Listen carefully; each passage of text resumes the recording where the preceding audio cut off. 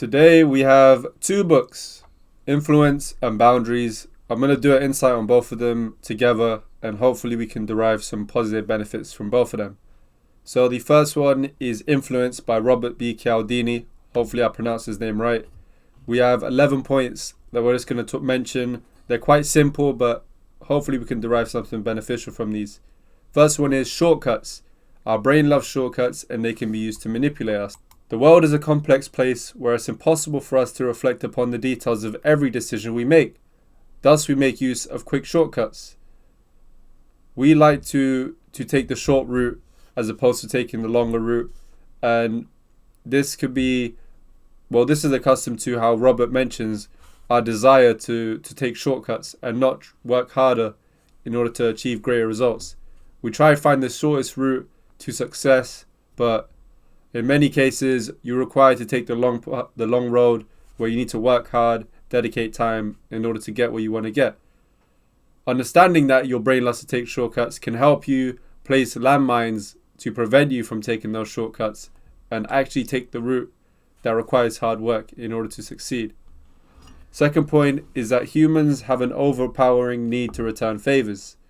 In my previous book insight, Give and Take, I've talked about this idea that we love to respect givers. We aspire to be like givers because givers are people that are just beneficial to the society.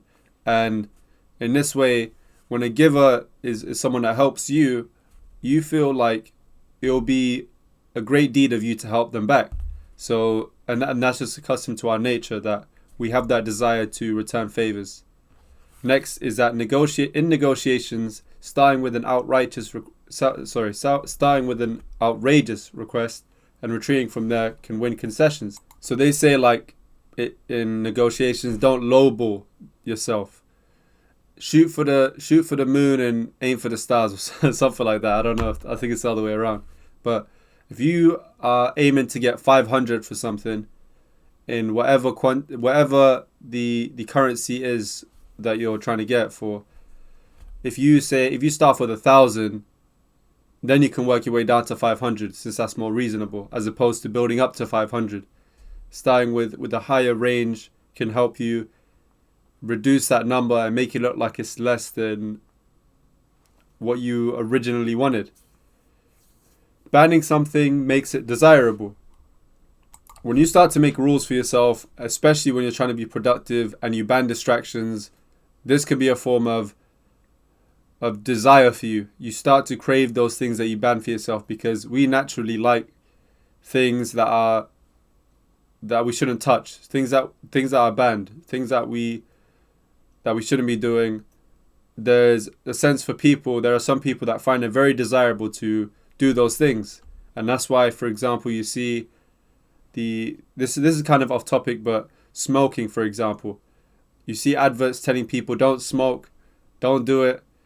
What is that? It triggering people a desire to smoke because it's something that is talked about, but it's something that people should not do, and that's what is put out in those adverts. But you still find a lot of people doing it, and it's the idea that I shouldn't be doing this makes people want to do it.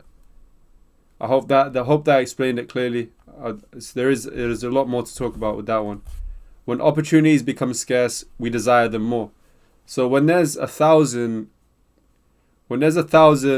videos on a topic versus 10 videos on a topic, we desire those 10 videos more than those 1,000 because it's a scarce amount.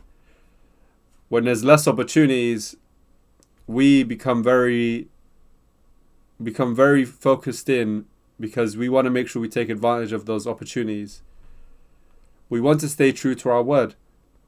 This falls into the category of integrity, making sure that you act on what you say and you act on what you believe, and you have those congruent in line with each other.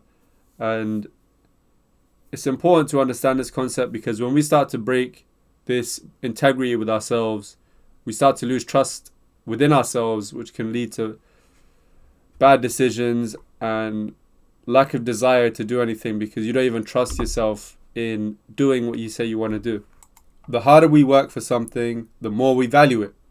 A great example I can give for this is when you get your first job, the money that you get from that job, you'll value it a lot more than the money you received before you started working, because you realized through working hard for that money, let me rephrase it. After you work hard for that money, you attach more value to it because you put in more effort for it, if you understand that concept. So in anything that we work hard to achieve, the harder we work, the more we will value that thing because we've invested more time, effort, energy, knowledge into that thing. And that's something that's, to be fair, all of these are statements that are quite simple to understand. They're kind of thrown around everywhere in general. That generally people understand these statements, but it's good to go over them and to see what we can draw out of these points. When uncertain, we look for social proof. So I've given the example of going to a shop and seeing a drink that you have seen online and you're interested in buying, but you're not really sure if it's great or not. But then you see 10 people, you see 10 people come into the shop after you, and they come and grab that exact drink that you want to buy. You might feel more of a sway to buy that drink because you've just seen 10 people grab that same drink. That's an element of social proof, and the other word is confirmation bias. Next is people who are similar to us can greatly influence our choices. Even with me, when I want to make bigger choices in life, I look at people that I find common interests with and see if they can help me with decisions. It's just something we naturally do. It's almost a herd mindset or communal mindset of, I want to do the best I can, but let me take into consideration those who I feel I am in line with, whether it's with my goals or my morals, values, or career. We comply with people we like, with similar concept that we listen to people that we agree with and that we respect. We obey authorities without question, and mere symbols of authority can already win our compliance. And I really could apply this idea to sports, entertainment, and high people in high status. When people see someone that has a lot of social status and, well, even a lot of money, or how this mentions authority, people obey them. People get their compliance easily. So this statement is very true. Now, there is a lot more in the book Influenced by Robert. I'll just cover these 11 points, hoping to gain something beneficial. Hopefully this has been nice to just see what kind of ideas Robert puts out. Now we're going to move on to Boundaries. Boundaries by Dr. Henry Cloud. Now, honestly, his name is really fire. I think he has a really cool name, Dr. Henry Cloud. It reminds me of the Cloudburst from Batman Arkham Knight. Boundaries are all about being kind to yourselves and others. So this entire book, Boundaries, I've talked about boundaries before and how important it is to set boundaries. I've seen through communities in Reddit and Quora that understanding boundaries is quite hard, and people confront problems in their life and they don't understand that boundaries is the cause for these problems, and boundaries can be the solution if you frame your boundaries correctly. Setting boundaries does require preparation and understanding, and a few steps will help, like firstly understanding yourself, doing some self-search, figuring out what you like and you don't like, conversing with others, people around you, figuring out what kind of boundaries are beneficial to you, and also finding out the social norms. What's considered the social norm in terms of boundaries? And it requires you to be insightful, ask the right questions, and to be an observer of things. Just be someone who listens to people and keeps your eye on what sort of boundaries, mental boundaries people put up. And it won't be quick and easy, but setting boundaries is always worth it. And boundaries is something that helps you solve problems and confront issues, and also lower the level of disrespect or being stepped on that you may get. Because without boundaries, people will walk all over you. However, once you start to set boundaries, you'll find that you have that red line, and it'll be more clearer to you who disrespects you and who doesn't based on your red line. When you set a boundary, you take ownership of your needs, wants, and feelings. So setting these boundaries is important because you take more accountability and responsibility for where you want to lead your life, where you draw the line, and what you stand for. Personal boundaries are necessary for protecting your emotions and spirit. But unlike physical boundaries, others can't always see them. This makes it hard to establish, recognize, and enforce them. So boundaries is not like a white picket fence. It's not a real thing. It's something that you set in your brain. The same way I tell you about practicing attitudes and understanding mindset, it's all non-tangible. It's all conscious. It's just in your mind. But setting these boundaries is like the white picket fence in your brain. It's just like, if I can give an example of boundaries, it could be boundaries with other people. For example, discussing certain private topics related to money, family, any of your personal experiences, any trauma. Or it could be the physical boundaries, not touching you physically in an inappropriate way, not doing things that can make you uncomfortable.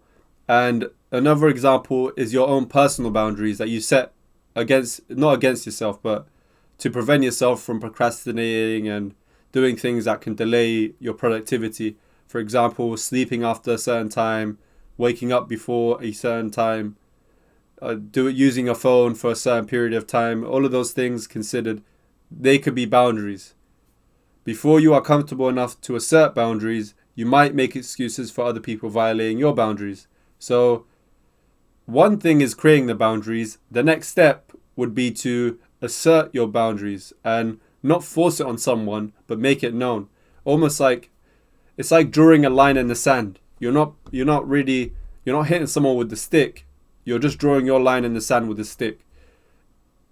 You can make these boundaries known verbally or non-verbally. It requires a little bit of experience in terms of communication. You're not going to be outlandish. I wouldn't recommend off the bat being outlandish and rude about your boundaries and telling everyone, look, this is my boundaries and you best stay away from it. Or if you disrespect me, I'm going to do this. That's not the right approach. Take it the approach of a self-defense kind of position of, look, I have certain lines that I just wouldn't like you to cross, if that's okay. And it's not something you should really be eager to bring up unless it's something that you feel like is being tested. For example, the physical boundary aspect of touching you inappropriately. It's not something for example, in my work office, it's not something that is brought up by everyone. Look, don't touch me inappropriately. But if someone in an office is doing something inappropriate or could look that way, people will bring it up and say, look, this is not something that is okay. We feel uncomfortable. We wouldn't like you to do that. And that is a better position to take in terms of boundaries, I believe so. Boundaries are essential in both your personal and work life. So the example I gave with the office is a way that boundaries can be useful. And also I gave the example of your own personal life, whether it is for you or your family, or let's just talk about you for a second. The boundaries I gave of waking up at a certain hour, going to sleep at a certain hour, using entertainment for a certain time period, exercising for a certain time period, those kind of things, setting your own personal boundaries. I guess it's boundaries, but you can really use that word, can be anything really. But they are essential in order to make you someone who is disciplined, and they are essential in your work life or your social life because it allows you to become someone who sets limits quickly and lets things be known easily, and it reduces the amount of disrespect that you feel like you take because you let people know where your line is. So I hope that is understandable. I hope this has been beneficial. This is the first time I did 2 books in one. I hope it's been somewhat good for you. Thank you very much for watching.